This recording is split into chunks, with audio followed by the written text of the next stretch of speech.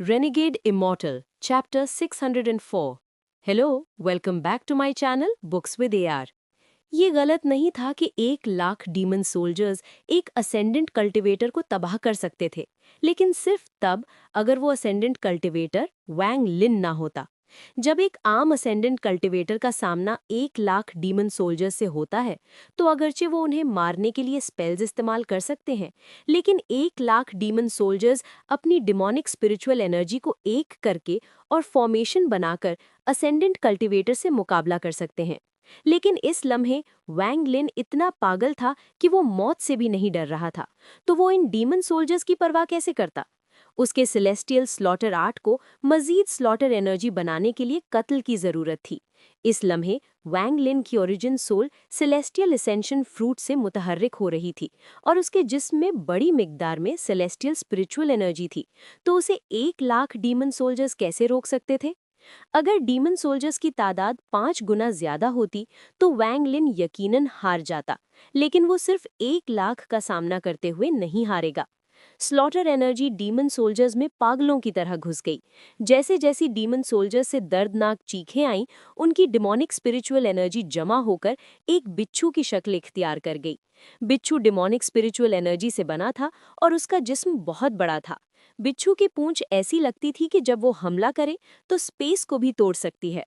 दीवार पर मौजूद दरमियाने उम्र के आदमी का एक्सप्रेशन उदास था जब उसने कहा, जाओ और इस शख्स को मार दो।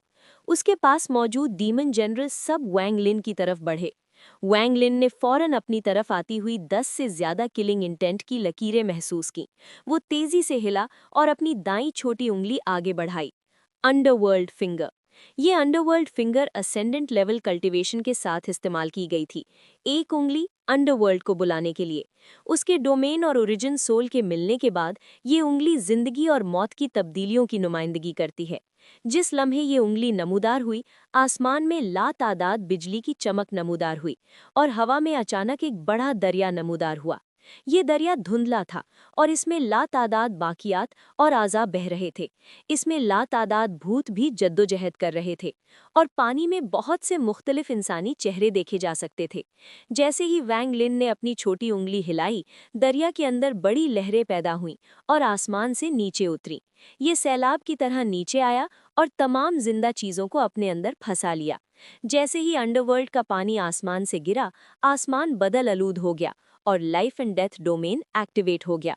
ये अंडरवर्ल्ड रिवर वो चीज थी जो उसने उन 10 सालों में समझी थी, जब उसकी ओरिजिन सोल और डोमेन फ्यूज हुए थे।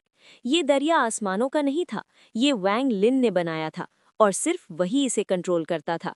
उसने आसमानों के री-इनकार्नेशन साइकिल को समझ लिया था और बीसरत के उन 10 सालों के दौरान उसने इस लामहदूद अंडरवर्ल्ड रिवर को बनाने के लिए अंडरवर्ल्ड फिंगर का इस्तेमाल किया। जिस लम्हे डीमन जनरल्स बाहर निकले, वो आसमान से नाजिल होने वाले अंडरवर्ल्ड रिवर से बह गए और उसमें फंस गए। डीमन जनरल से हैरत की आवाजें आईं। वो यकीन ही नहीं कर पा रहे थे कि उनके सामने नौजवान इतना ताकतवर है। एक स्पेल अक्सर डीमन जनरल्स को फंसाने के काबिल था। अगरचे वो इस स्पेल को मुकम्मल तौर पर नहीं समझ सकते थे, लेकिन कुछ लोग कुछ सुराग देखने में कामयाब हो गए। दीवार पर मौजूद दरमियाने उम्र के आदमी का चेहरा ऐसा बदला जैसा पहले कभी नहीं बदला था। उसने लाशऊरी तौर पर कुछ कदम पीछे लिए और बेयकीनी का इजहार किया। ये मुमकिन नहीं है।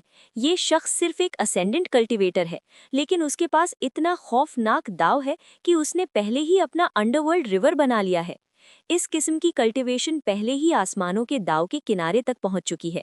अपने दाव से बनाए गए अंडरवर्ल्ड रिवर के साथ अपना री-इनकार्नेशन साइकिल बनाना पिछले 10 सालों में आसमानों के बगावत में उसका सबसे बड़ा फायदा था। लेकिन ये दाव अभी भी वैंग लिन के जहन में सिर्फ एक धुंधला तस्वुर था। आखिरकार 10 साल की समझ अभी भी बहुत कम थी। ताहम इस वक्त वो सेलेस्टियल एसेंशन फ्रूट से मुतहर्रिक हो रहा था, इसीलिए उसका जहन एक नई चोटी पर पहुंच गया था। उसके जिस्म में उमड़ती हुई सेलेस्टियल स्पिरिचुअल एनर्जी को शामिल करते हुए दोनों के असरात उसके जहन में इस धुंधले तस्वर को मुकम्मल करने और उसे हकीकत बनाने के काबिल हो सकते थे। ये अब तक एक कल्टीवेटर के तौर पर उसकी जिंदगी का सबसे अहम कदम था। एक बार जब वो ये कदम उठा लेता तो उसके पास वाकई अपना दाव होता। उस लम्हे से वो आसमानों, जमीन, इमॉर्टल्स या गॉड्स की कल्टीवेशन नहीं करेगा। वो एक डाओइस्ट बन जाएगा, कोई ऐसा जो दाव की कल्टीवेशन करता हो। अंडरवर्ल्ड रिवर ग्रुप के अक्रॉस फैल गया और 10 से ज्यादा डीमन सोल्जर्स को अपने साथ वापस ले गया। अंडरवर्ल्ड रिवर में फंसे हुए डीमन जनरल्स ने पागलों की तरह जद्दोजहद की। उनकी मुश्तरका कोशिश बहुत ताकतवर थी और यहाँ तक कि नए बने हुए अंडरवर्ल्ड रिवर को भी थोड़ा ढीला कर दिया। वैंग लिन की आंखें सुर्ख हो गईं जब वो साए में बदल गया और अंडरवर्ल्ड रिवर में दाखिल हो गया। एक बार जब वो अंडरवर्ल्ड रिवर में दाखिल हुआ तो ये माउंट ताई की तरह मुस्तहकम हो गया। जो कोई भी मुझे मारना चाहता है वो मेरे अंडरवर्ल्ड रिवर में फंस जाएगा। ये मेरा अपना रीइंकार्नेशन साइकिल है जो आसमानों के कंट्रोल में नहीं है। वैंग लिन की आवाज ने उसके दाव को फैला दिया। ये अंडरवर्ल्ड रिवर में मिल गया और रीइंकार्नेशन पावर में बदल गया। अंडरवर्ल्ड रिवर वापस पलटा और दुनिया से गायब हो गया और 10 से ज्यादा डीमन जनरल्स उसके साथ गायब हो गए। डीमन सोल्जर्स से बना बिच्छू भी टूट गया। जैसे ही 30,000 स्लॉटर एनर्जी की लकीरें गुजरी, वो अपने साथ ग्रे गैस की लकीरें ले आईं। ये सब वैंग लिन की तरफ बढ़ीं, जो आहिस्ता आहिस्ता शहर की तरफ चल रहा था। ऐसा लग रहा था कि ग्रे गैस वैंग लिन की पीठ पर एक विशाल लिबादा है। ये लिबादा इतना बड़ा था कि इसने जमीन को ढक लिया।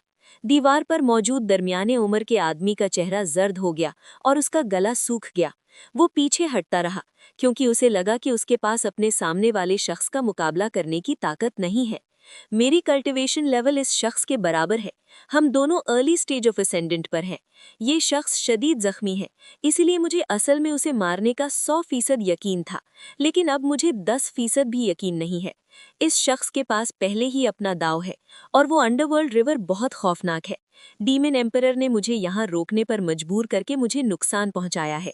दरमियानी उम्र के आदमी ने अपने दांत भींचे और पागलों की तरह पीछे हटना शुरू कर दिया। उसने जरा भी हिचकिचाहट नहीं की जब उसने काला मुट्ठी के साइज का बीस्ट बोन निकाला और उसे कुचल दिया।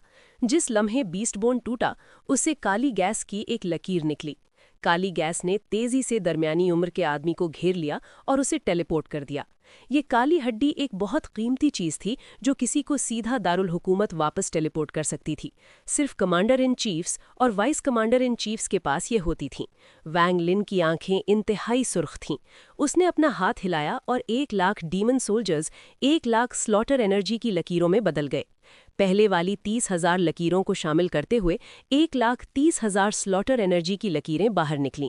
जिस लम्हे दरमियानी उम्र का आदमी गायब हुआ, 1,30,000 स्लॉटर एनर्जी की लकीरों ने तेजी से पकड़ लिया।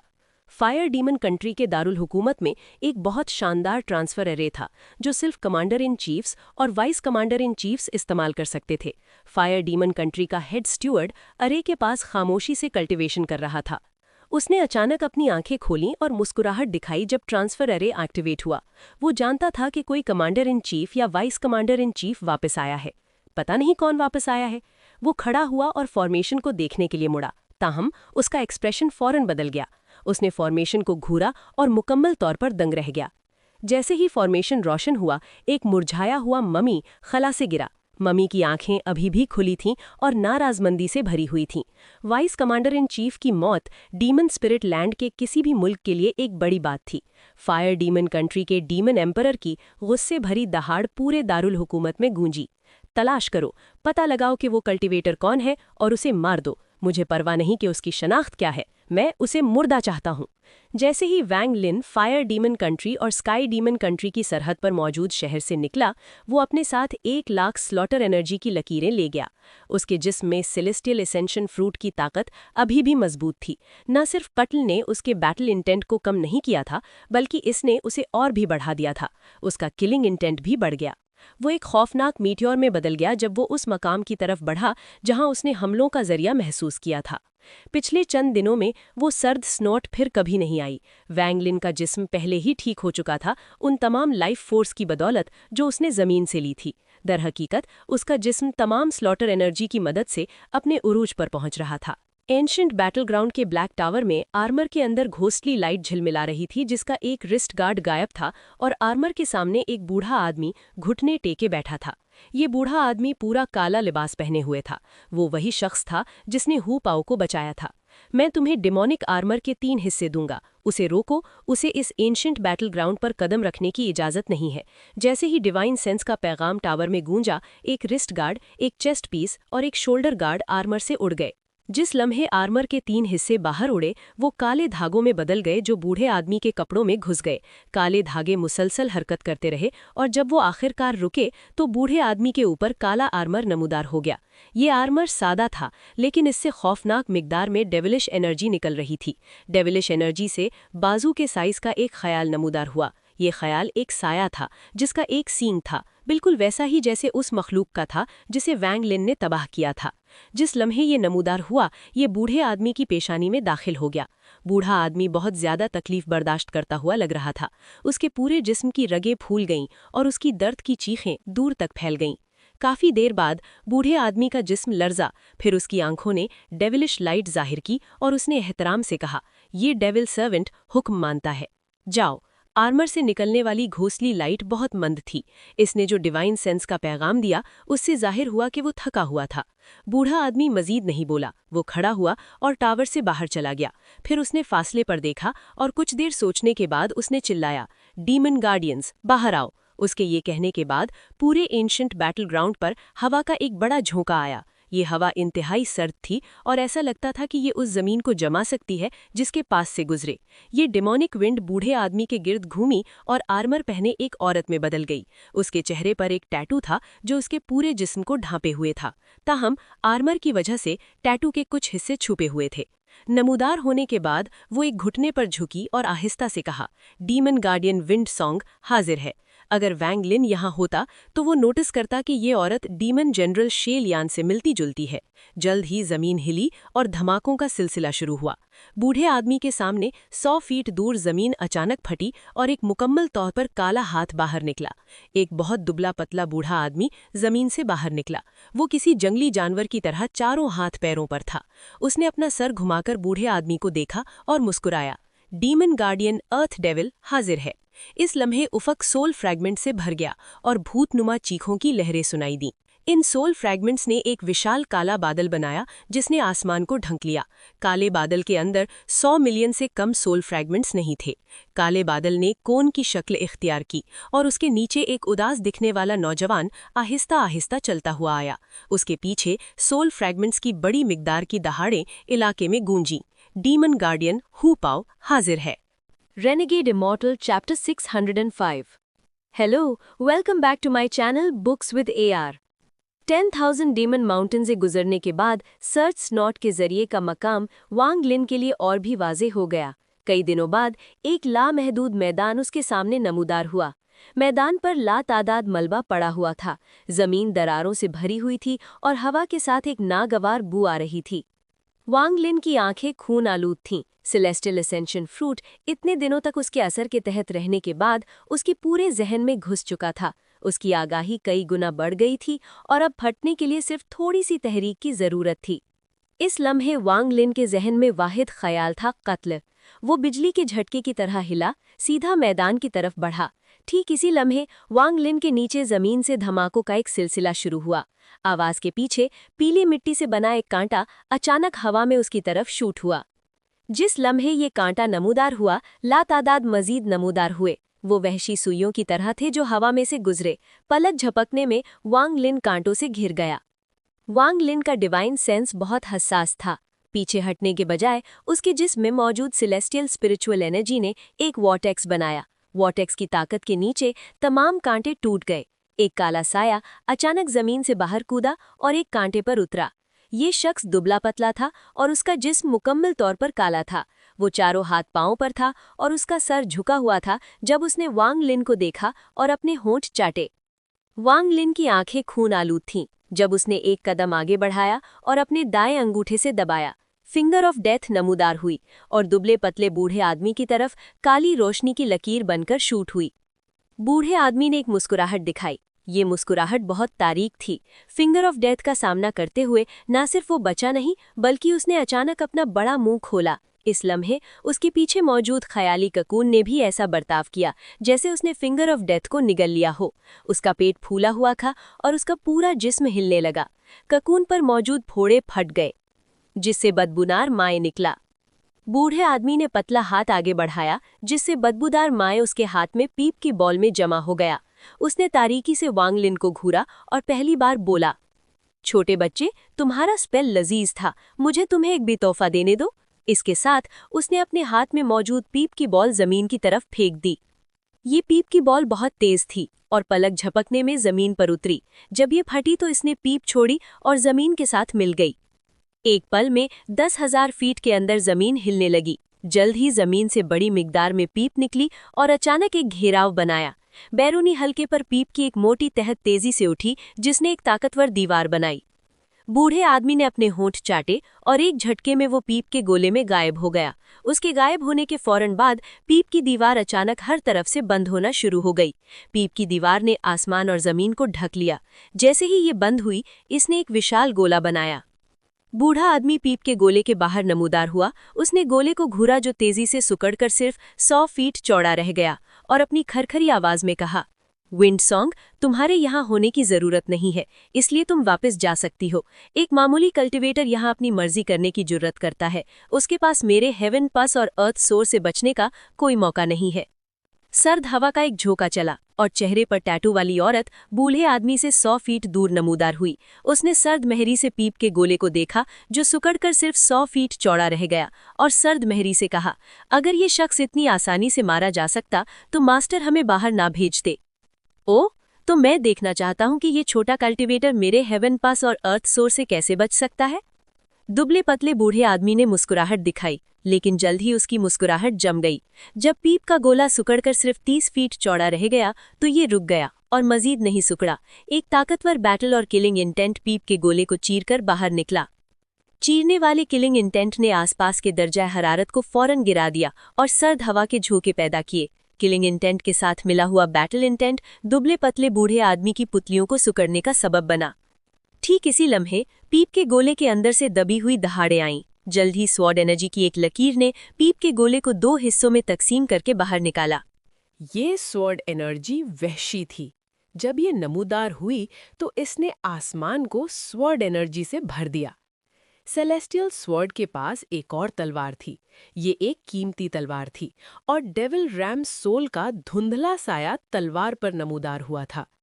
2 तलवारों के पास एक हाफ मून ब्लेड भी था। इस ब्लेड ने ब्लेड हिम चोड़ा और एक सर्द औरा दिया। उन 3 हथियारों के पीछे वैंगलिन था। वो आहिस्ता आहिस्ता पीप के गोले से बाहर चलता हुआ आया, जो आधा कटा हुआ था।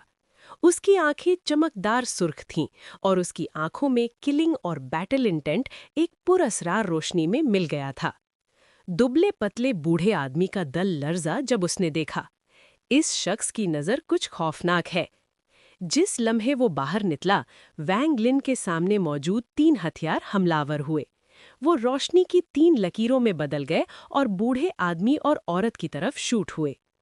औरत का एक्सप्रेशन उदास था जब उसने एक कदम पीछे लिया और फौरन गायब हो गई। काले हाफ मून ब्लेड ने अचानक एक हिम छोड़ा जब वो भी गायब हो गया।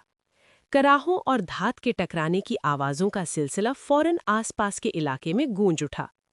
बूढ़े आदमी की आंखें सर्द हो गईं। उसने 3 हथियारों की तरफ तक नहीं देखा, इससे पहले कि उसके हाथ ने एक सील बनाई और वो चिल्लाया, अर्थ सोर। बूढ़े आदमी के गिर्द 10,000 फीट जमीन हिलने लगी। जैसे ही जमीन हिली, रोशनी के हल्के नमूदार हुए और तेजी से फैलना शुरू हो गए। वो उन फोड़ों की तरह लग रहे थे जो लोगों के चेहरों पर उगते हैं, लेकिन वो जमीन पर उग रहे थे। बूढ़ा आदमी चिल्लाया, फट जाओ। इस लम्हे उसकी ताकत उमंड आई और जमीन से निकलने वाले तमाम फोड़े फौरन फट गए। फिर स्यू लीग वो सेलेस्टियल स्वॉर्ड से बाहर आया और दुबले पतले बूढ़े आदमी को कोसा, खुद को उड़ा दो। उसने सेलेस्टियल स्वॉर्ड को कंट्रोल किया ताकि सीधा बूढ़े आदमी पर हमला कर सके। बूढ़े आदमी ने बेसब्री का एक्सप्रेशन जाहिर किया और उसका हाथ आगे बढ़ा, सेलेस्टियल स्वॉर्ड को पकड़ने की कोशिश करते हुए। उसकी नज़र में अपनी कल्टीवेशन लेवल पर सिर्फ अपने जिस्म के साथ तलवार पकड़ना मुश्किल नहीं था। स्यू लीगो अपने दिल में हंसा जब उसने बूढ़े आदमी को तलवार पकड़ने की कोशिश करते देखा। न सिर्फ उसने बचाव नहीं बल्कि रफ्तार भी कम कर दी, बूढ़े आदमी का इंतजार करते हुए। ये किस किस्म की तलवार है? बूढ़ा आदमी हैरान था और तेजी से पीछे हटा। ताहम सेलेस्टियल स्वर्ड ने पीछा किया। ईवल रैम सोल वाली तलवार घूमकर बूढ़े आदमी की पीठ पर हमलावर हुई। जमीन पर फोड़े फटने के बाद पीप की एक मोटी दीवार जो 100 फीट ऊंची थी नमूदार हुई और लहरों में फैल गई। वैंग लिन का जिस्म सेलेस्टियल स्पिरिचुअल एनर्जी से भरा हुआ था जब वो हवा में तैर रहा था। उसने बूढ़े आदमी की तरफ एक कदम बढ़ाया जो 2 तलवारों से उलझा हुआ था। बूढ़े आदमी ने एक गुस्से भरी दहाड़ मारी जब उसने अपना स्पेल इस्तेमाल करने के लिए दोबारा ख्याली कोकून हो बुलाया। एक कदम के साथ वैंग लिन ने स्पेस को तोड़ा और बूढ़े आदमी के ऊपर पहुंच गया। उसकी खून आलूद आंखें ख्याली कोकून को घूर रही थीं और उसका दायां हाथ आगे बढ़ा। स्लॉटर एनर्जी की लकीरें बाहर निकलीं और ख्याल में घुस गईं। फिर उसने अपना दायां हाथ बंद किया और वापस खींचा। फटने की आवाज आई जब उसने ख्याली कोकून को बूढ़े आदमी के पीछे से फाड़ दिया। वैंग लिन की आंखें रोशन हो गईं जब उसने कोकून को अपने पीछे फेंक दिया। फिर उसका दायां हाथ बेरहमी से आगे बढ़ा। कोकून हवा में उड़ते हुए फट गया, बड़ी मिकदार में पीप फूट पड़ी और खला से एक दबी हुई कराह आई। विंड सॉन्ग का जिस्म वहां नमूदार हुआ जहां कोकून फटा था। उसका चेहरा जर्द था लेकिन उसकी आंखें और भी उदास थीं। हाफ मून ब्लेड उसके पीछे पीछे चला और उसकी तरफ वार किया। विंड सॉन्ग ने अपना हाथ हिलाया। अब उसके हाथ में एक चांदी का खंजर था। धात के टकराने की आवाज सुनाई दी जब हाफ मून ब्लेड को पीछे धकेल दिया गया, लेकिन विंड सॉन्ग को भी कुछ कदम पीछे धकेल दिया गया। वो अभी यहाँ हाफ मून ब्लेड से लड़ते हुए पहुंची थी और कोकून के फटने की वजह से खुद को जाहिर करने पर मजबूर हो गई थी। कोकून के कुचलने के बाद बूढ़े आदमी ने खून थूका और बेयकीनी का इजहार किया। इस लम्हे वैंग लिन का अंगूठा दोबारा नीचे दबा और फिंगर ऑफ डेथ एक बार फिर नमूदार हुई। इस बार काली रोशनी पागलों की तरह निकली। ये काला बहुत तेज था और पहले ही बूढ़े आदमी के बहुत करीब था। जिस लम्हे ये नमूदार हुआ, ये बूढ़े आदमी के सामने नमूदार हुआ। बूढ़ा आदमी घबराया और काली रोशनी को निगलने के लिए अपना मुंह खोला। अगरचे उसने काली रोशनी को निगल लिया, लेकिन ये गायब नहीं हुई और इसके बजाय उसके मुंह से गुजर गई। ठीक इसी लम्हे विंड सॉन्ग ने अपने हाथ में मौजूद खंजर फेंक दिया। खंजर और हाफ मून ब्लेड लड़ने लगे। फिर वो सर्द हवा में बदल गई और वैंग लिन की तरफ बढ़ी, जिसकी पीठ उसकी तरफ थी। हवा बहुत तेज थी। वो तकरीबन एक पल में वैंग लिन के करीब पहुंच गई। वैंग लिन ने अपना सर नहीं घुमाया बल्कि अपने बैग ऑफ होल्डिंग को छुआ। सोल लैशर उसके हाथ में नमूदार हुआ। लंबा कोरा मुकम्मल तौर पर काला था और एक ऐसा ऑरा छोड़ रहा था जो रूह को लर्जा सकता था। जिस लम्हे विंड सॉन्ग करीब आई, सोल लैशर अचानक हिला। एक जोरदार धमाका हुआ जिसके बाद विंड सॉन्ग की दर्दनाक कराह सुनाई दी। वो खला से बाहर गिर पड़ी और उसके चेहरे पर कोरे का सुर्ख निशान था। पहली बार उसकी आंखों ने सदमे का इजहार किया। अब वो मारना नहीं चाहती थी, वो जल्द अज जल्द पीछे हटना चाहती थी। सेलेस्टियल असेंशन फ्रूट की तहरीक की वजह से वैंग लिन का जहन बहुत पहले होश खो चुका था, इसलिए जो कुछ भी उसने किया वो फितरतन किया। विंड सॉन्ग तेजी से पीछे हटी। हाफ मून ब्लेड से लड़ने के काबिल होने के लिए उसकी रफ्तार कुदरती तौर पर बहुत तेज थी। वो बिना साया छोड़े तेजी से पीछे हट गई। बिना सोचे वैंग लिन की हथेली नीचे दबी और एक विशाल हाथ का निशान अचानक उसके सामने नमूदार हुआ। वही बेनाम हाथ का निशान जिसने मो ली हाई को भी डराने में कामयाबी हासिल की थी, नमूदार हुआ। वैंग लिन की स्लॉटर एनर्जी हाथ के निशान के अंदर हरकत में आई।